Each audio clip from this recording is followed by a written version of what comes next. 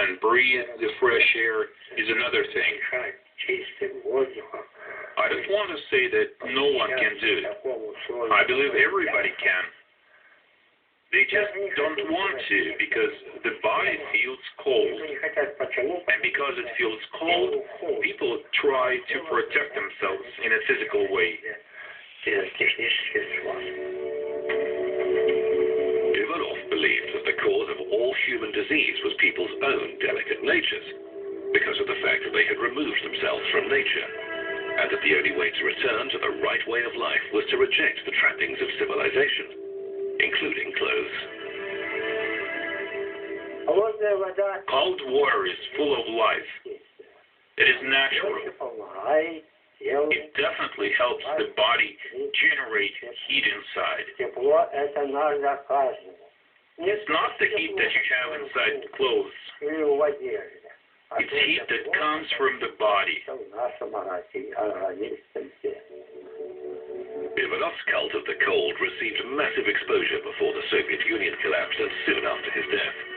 Thousands across the country followed the master's example, walking out in the cold wearing just underwear and pouring cold water over themselves.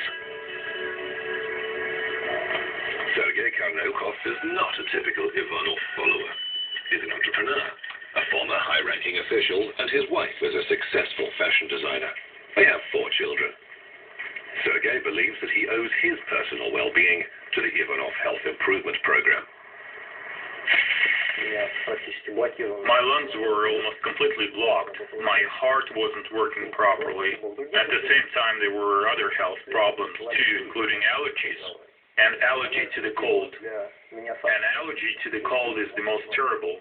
When you get your feet wet, you get asthma, and by the time I was 15, I almost got to the point where I simply had no chance of a normal social life. According to Sergei, after he started pouring cold water over himself twice a day, all his illnesses disappeared. You should pour cold water over yourself in the morning and in the evening. When you wake up, you just take a bucket of cold water and pour it over yourself. You should stand on the ground in winter, right on the snow, and ask for good health for yourself. You need to find the opportunity to be thankful that you're alive. Now, Sergei surprises his neighbors with his daily cold water treatments, which he takes in his backyard along with his whole family. Of course, I've gotten used to it. 23 years is a long time after all. Another thing is that you're going for it not expecting the cold, but the feelings I have now. If you look, you can see that the water evaporates and my body feels really warm now. If I feel comfortable, I can spend an hour here. If I don't feel good, well, I will have to stop. I never felt completely frozen. I was never involved in extreme activities. Ridad, who was nicknamed Frostman long ago, volunteered to take part in this experiment. Under the supervision of doctors, he'd sit without clothes in a climate chamber at a temperature of around -10 degrees for around an hour. 36.8. All right, let's get ready. Yes, I'm ready.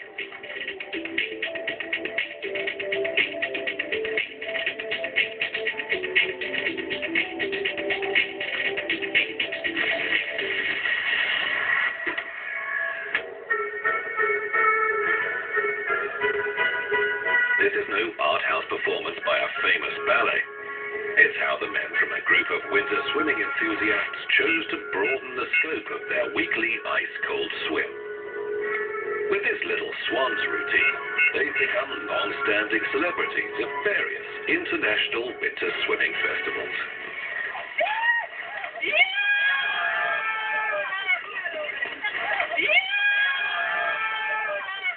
We've been doing it for such a long time, it became boring for us just to swim. So we came up with this idea, and it caught on. This routine is about 16 years old. Even older. You can't get used to the cold. You can tolerate it, and you can struggle with it. Here, we're struggling with it, using our body's resources. People who enjoy swimming in icy water are called walruses in Russia. Aficionados swim in sub-zero temperatures, maintaining that cold is a classic example of what doesn't kill you makes you stronger. See my head? I haven't been wearing a hat in winter for the past 20 years now. I've gradually been training my body to the cold and to endure the extreme conditions.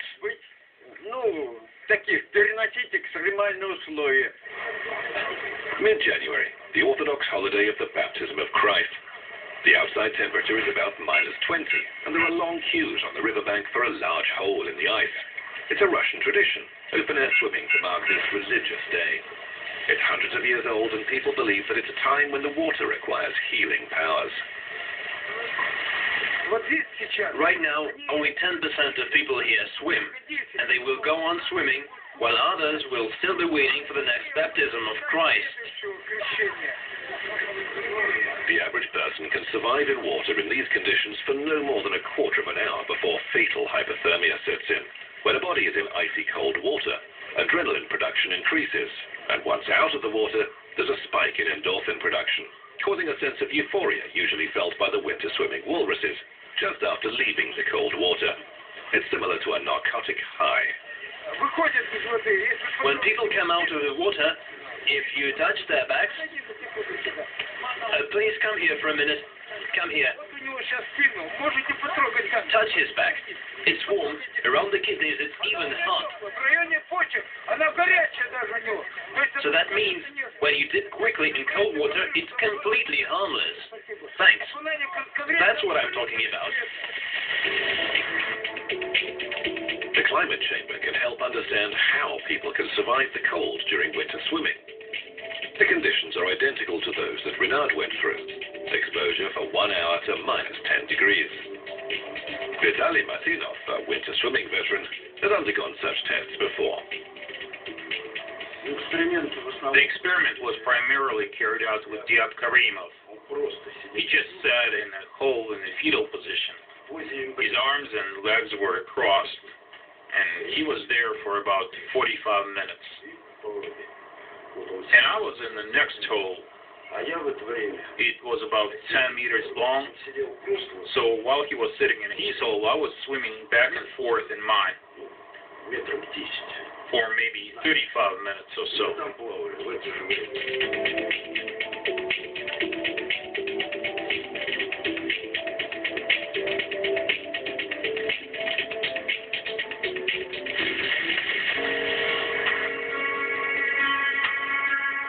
Valery Malkov, who fell out of the train, had only one chance for survival: to reach the nearest station, but he had to move quickly. Wearing nothing but slippers on his feet and without the protection of gloves, his hands immediately began to freeze. The temperature was more than 40 degrees below zero. The temperature outside was -45. It was pretty uncomfortable to run along the track. My slippers came off several times. I wasn't afraid of any animal or of death. I didn't even think about the cold. I had just one thought in my mind: run, run, run.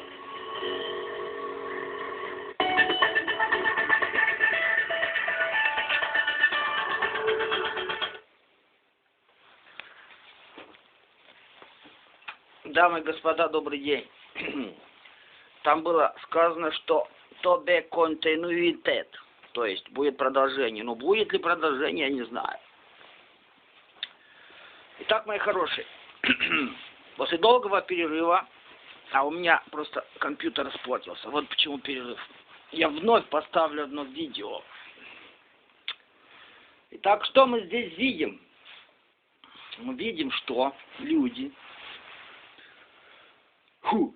Что они делают-то? Они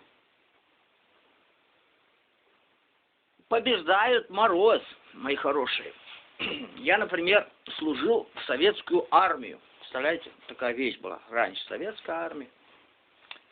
Это было 87-89 года. Было это в Костромской области, почти что под Уралом. Между Москвой и Уралом, короче. Вот. И в одной из зим было -45. -46, -47, я помню. И мы были в казарме. И в казарме, мои хорошие, было мрачновато. Я был кочегаром. Я был парашютист и кочегар. Ну, Планшетист — это типа интеллектуальная работа с картой. Карта из стекла. Там за картой офицеры. Офицеры, значит,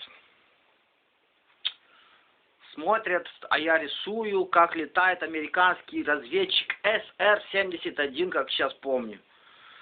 Летал этот разведчик со стороны Мурманска. Чуть-чуть переходил все-таки русскую границу, советскую тогда. Но он на очень большой высоте, на очень большой скорости. И, естественно, по нему не пускали никакой ракеты. Вот. Ну, к чему все это? Ну, просто вспомнил Россию, блин, армию, холод. Ну, я тут, как говорится, не отойду от темы. Значит, смотрите, в Тибете есть монахи, которые, значит, у них такие соревнования. Сколько простыней можно и нужно сушить. Да? Причем просто не мокрые. И на земле, на улице минус 20 там. И вот они сушат, пока будет сухая. И, допустим, там монах, который занял первое место, сушил, значит, своим телом сколько? 20 простыней, допустим. Еще там такой момент в Тибете. Тот, кто высушил больше простыней мокрых, тот занимает должность настоятеля монастыря. Да. В начале этой передачи мы видели немножко Иванова. Иванов — это наш, его называют русский бог. Конечно, он не русский, то есть он русский, но не бог. Ну, не в этом дело. Значит, этот Иванов. Продолжается передача, мои хорошие. Все. Звук.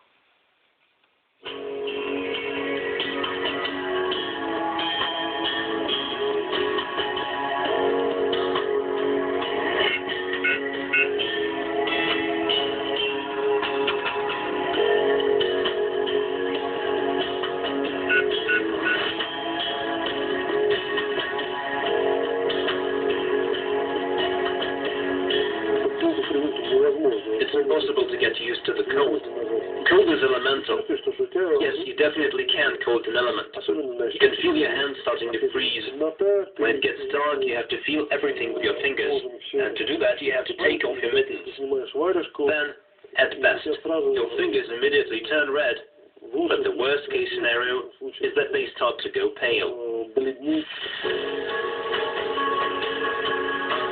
Is minus 45 degrees Celsius on this polar night, 87 degrees north.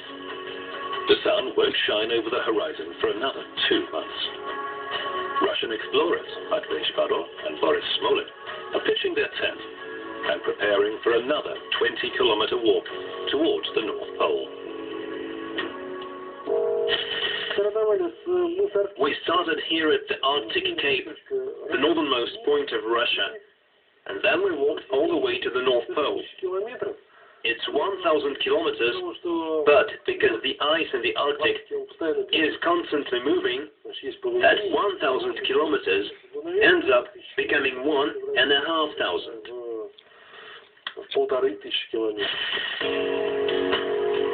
Shbarov and Smolin had to face many challenges during their night walk to the North Pole. Even in such cold conditions, people still sweat. And that's considered to be the main threat of polar explorers, because at minus 40 degrees with wind speeds of 20 meters per second, moisture on the skin evaporates quickly, leading to fatal hypothermia 10 times quicker than usual. Also, at such extreme temperatures, the body expends enormous energy simply to maintain its core temperature. We did many calculations over our journey. Every day we ate 5,000 calories worth of food. An ordinary man in an office consumes maybe 2,500 per day. When you eat a piece of bacon, after an hour and a half, maybe 2 hours, it starts working. It turns into calories, and that's when you feel warm and well.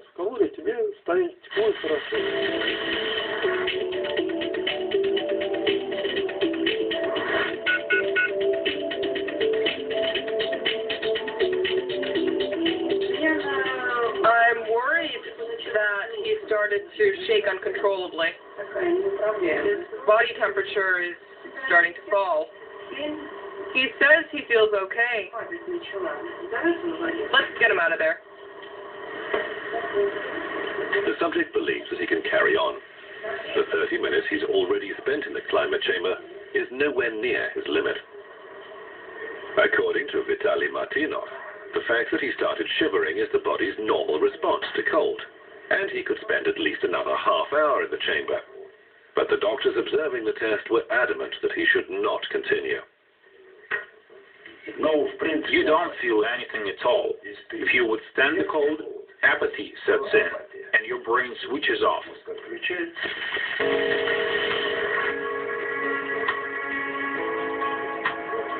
I began to freeze almost immediately. After 10 minutes, my feet were really cold. I only had my slippers on. 15 minutes later, I began shivering badly, and after 20 minutes, I just wanted to lie down in the snow and do nothing. In this part of western Siberia, winter temperatures often reach minus 35 degrees Celsius. Soldiers from Russian Army special units deployed here are learning how to fight in the extreme cold. Reconnaissance troop snipers may have to keep almost completely still for hours in the cold. Special uniforms help them to fend off hypothermia. We use various devices like a multi-layer uniform. The first layer is water-wicking material to prevent the body from sweating. It draws all the moisture from the surface so the body remains dry. The second layer is fleece material, and the third is a warm jacket and warm pants.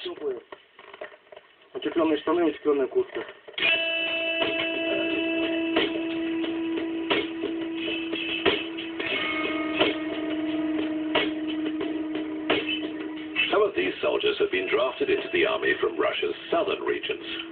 It took them at least a month to acclimatize to the extreme low temperatures of Siberia. In December, we had the lowest temperature of 48 degrees below. When we go out on field exercises, we try to take fat and grease with us. We spread it over the exposed parts of the body like hands and face. And physical training takes care of the rest. This is a Dewar vessel. It contains liquid nitrogen, which has a boiling point of 200 degrees below zero. We can demonstrate by putting a flower into this container. Look what happens to it. Okay, let's take it out. And it's frozen solid.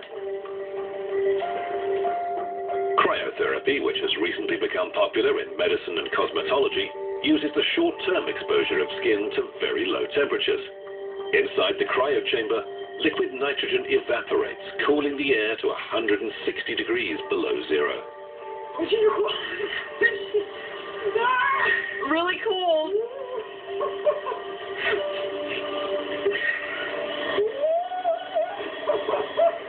Do you feel okay? I am alright. So cold. Is the minute gone? When released from the cryosauna, the patient feels about the same level of euphoria as the amateur swimmer in icy water. And the physiological impact of temperature shock therapy is also about the same.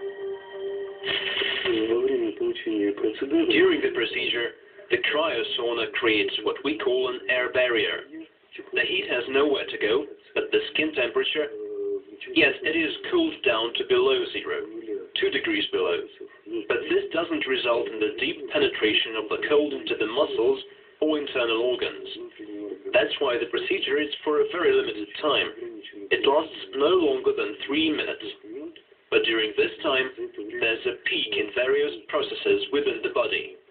55 minutes into the experiment, yogi and physiologist Renard has to perform more of his breathing exercises to slow down the cooling of his body.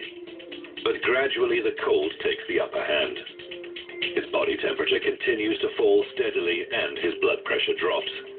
An hour into the experiment, and Renard is removed from the climate chamber. He did it. Of course, it was my first hour-long test, and it was rather extreme. In the end, I felt as though I was reaching the point when I even wanted to stop the experiment. For the first half hour, I felt quite comfortable sitting there. Then, obviously, I was approaching my limit, and somewhere around 45 minutes, I had to stand the cold in my own way. When Renat started feeling the cold, he started to do some exercises with his abdominal muscles and also a particular breathing drill. So in doing that, heat production increased and he had a faster heart rate, which, by the way, went up significantly. Even a layperson can survive extreme cold with no clothes. But instead of using special techniques designed to enable survival, adrenaline and the sheer will to live are what help the body to save itself. Adrenaline, the desire to live, and the ability to run the distance without panic. In other words, he knew what he was doing. He knew what he wanted and what he had to achieve. So he survived. He clearly understood that he had to run in exactly that direction.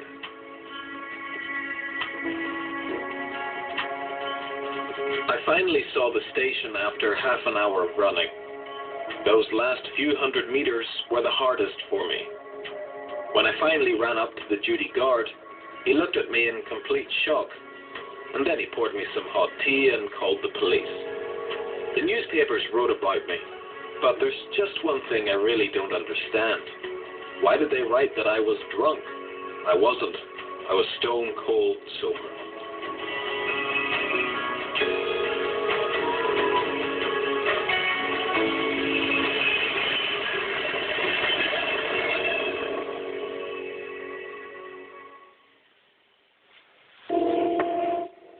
Вот и все, мои хорошие. Итак, то, что мы видели, мои хорошие, это что? Это детский сад. Да? Детский сад по сравнению с настоящими крутыми людьми, которые побеждают холод. Да?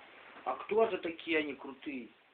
Ну, во-первых, все-таки это наш, как его называют, русский бог. Хотя он, конечно, уже умер, этот бог. Порфирий Иванов, да? Порфирий Иванов, мои хорошие, был крутым.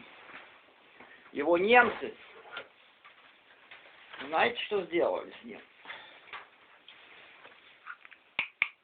Немцы с ним обошлись жестоко. Они взяли, блин, да, зимой его, голым. Минус 20 было, держали много. Думали, он умрет, а он не умер. Вот так вот. Наш. Ну хорошо, а в наше-то время что есть крутое в области победы над морозом, над холодом? В наше время крутое это что? Это тибетские монахи и индийские йоги. Гималайские именно, потому что Индия-то теплая, а вот Гималай холодный. Значит, в высоких пещерах, ну, есть такая вот как бы неписанный закон, 3000 метров над землей, то есть 3 километра над землей начинается борьба с холодом в Гималаях. Йоги-то живут до уровня от 3 до 5 километров, некоторые даже выше, самые крутые, да. Классический вариант это йог в пещере, вокруг снег, он делает огонь, он медитирует, у него гирлянда, у него прекрасное тело, сухое, такое мускулистое. К нему не доходят даже животные, то есть тигры, там, львы, потому что холодно, высоко, да. А уж тем более всякие там змеи, тараканы, ящерицы. И вот все это есть. Есть такие йоги, я видел, я иногда позволяю себе посмотреть йогов по интернету, причем на языке хинди, язык Индии главный, хинди. Они говорят на хинди, дают интервью. Я посмотрел все это дело. Ну, в любом случае, йога это, как говорится, начинающий уровень.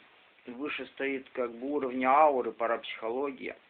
То есть вот то, что принято называть йогой, да, можно что? Перепрыгнуть через это все можно, да. Вот я, например, учился на факультете психологии МГУ Ломоносова, да, лучший вуз Советского Союза. И у меня начали раскрываться парапсихологические способности, да, уровня ауры.